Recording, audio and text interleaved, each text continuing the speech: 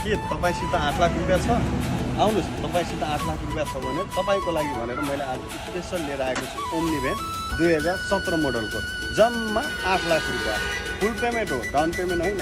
2017 मोडलको Omni van 7 seater जम्मा 8 लाखमा आएको छ तपाईँकै सहर कोलपुरमा रहेको आरबिएम ट्रेड एन्ड सप्लाई रिकन्डिसनमा।